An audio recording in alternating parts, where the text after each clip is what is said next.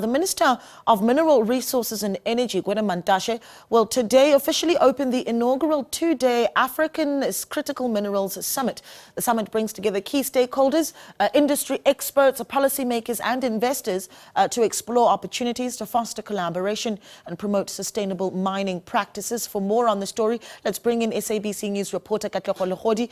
Katlego, a good morning to you. Some very important discussions expected to come out of the summit today. A very good morning to you, Naledi, and to our viewers at home. You're right. It's already a hive of activity at the Sandton Convention Center. This is where we are told that this is a gathering of the brightest of minds in the critical minerals sector. We're seeing Minister Gwede Mantashe arrive. He's already here. He's going to be giving a keynote address as South Africa just launches this critical minerals summit that will see various countries just coming under the spotlight. Most of them have already arrived here in terms of their delegates from those countries from the African continent that will meet here for the coming 2 days to just come through with ideas in terms of how then these countries can tap into the critical minerals to ensure that they are not left behind, where we're talking about green energy and where we're also talking about the just energy transition. So we know very well that South Africa is also just leading the front in terms of the minerals and their development within this sector, and most of these countries are looking at just spending the 2 days just learning from each other in terms of processing, in terms of beneficiation. But I think the person that is best suited, Naledi, to let us in on what we can expect in the coming 2 days is the CEO of the Critical Minerals Summit, this being Mr. Clarence Tshitereke, who joins us now. Doc, thank you very much for joining us on the SABC. We have seen that the minister is here. We've seen that it's already a hive of activity. Looking forward to those discussions around just tapping into these critical resources that we have within the African continent. Welcome to the SABC. Oh, thank you, and welcome. Thank you for giving me an opportunity to engage with you, and good morning to your viewers out there. Just let us in, sir, on how important is it that we find all of these countries from the continent just coming together to tap into the critical sector, the mineral resources that we have on the continent, and what really can we expect on engagements in the coming 2 days? Well, we thought we should organize a first critical mineral summit on the continent to get an opportunity to create a platform for African leaders, particularly ministers, to engage on what is increasingly becoming a resource that the world needs for such things as your cell phones, your TV screens, your rechargeable batteries, your solar panels, and the whole green energy revolution. The idea really is for Africans to have a platform where we can engage on how can we best respond collectively in terms of the resources that we have in the critical mineral space. I mean, really, this is very important, looking at the fact that at the center of what we want to see happen here is the creation of well-needed jobs, as well as ensuring that really the countries don't see these critical mineral resources go to waste. Maybe just let us in on what are those types of critical mineral resources, because one would think, okay, mineral resources are mineral resources, but we're seeing that these countries that will be meeting here for the coming 2 days have with them these critical resources that will need to be taken advantage of.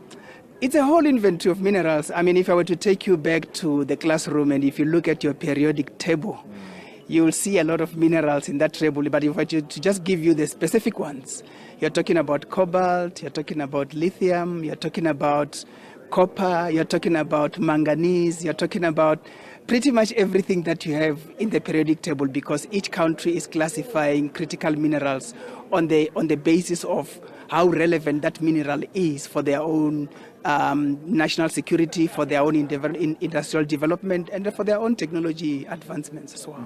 So it's basically, it's pretty much everything, because each country is classifying minerals differently. Yes. I mean, here we're also talking about the green economy. We're talking about green energy that we want to tap into. Where are we in terms of these countries? And maybe just also let our viewers in on which ones of these countries are here today represented, because we had DRC, Zimbabwe, and just let us in on who is also here today and how are they faring, these countries where the mineral resources sector is concerned. Perhaps let me give you an idea of what is available, first of all, in South Africa. We are the largest manganese producer in the world. We also have sufficient reserves of everything ranging from cobalt to copper, but more importantly, your platinum group metals. We are the largest producer. We have 85% of the global reserve of platinum group metals. If you add Zimbabwe, we actually get to about 90%. Now, talking about Zimbabwe, they do have platinum group metals as well, but they're also strong in lithium. If you move over to Mozambique and Madagascar have the largest reserve of graphite. If you move over to the DRC produces 70% of global cobalt each year. So you can even go to Mali and you'll still find mineral resources. You go to Ghana, you go throughout the continent. We have mineral resources that the world needs for all the resources that they require. I mean, engagements expected where those panel sessions are concerned. We know very well that there's going to be a ministerial roundtable as well, where these ministers just sit together to thresh out those ideas, just talking about what they have in store that they can more or less push into the continent where this critical mineral resources are concerned. What can we expect just from here at the end of it all, in the 2 days when all of this is said and done? What are we hoping to achieve going forward? Expect a collective statement from ministerial roundtables where they're going to make a commitment of how best they have decided to approach critical minerals and how to meet the global demand. But more importantly, we also have representatives from the Mineral Council, which the erstwhile Chamber of Mines. They're going to engage as industry and see how they can collaborate with government to make sure that the critical mineral value chain is continuing to function optimally. In addition to that, we also have the government itself, the Department of Minerals and Energy, which is going to engage constructively. And I think beyond that, you also have the financial institutions that are going to make sure that the necessary investments are accessible to ensure that mining continue. But it has to be sustainable mining, which is environmentally friendly as well.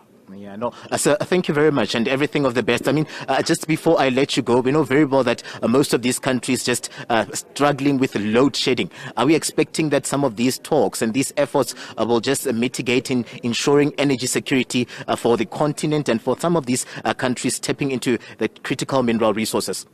It's going to be a long journey, but eventually, give or take in the next 10 years or so, the overall outlook of our energy supply would have changed with green energy or solar panels or solar energy taking a significant percentage of our national output.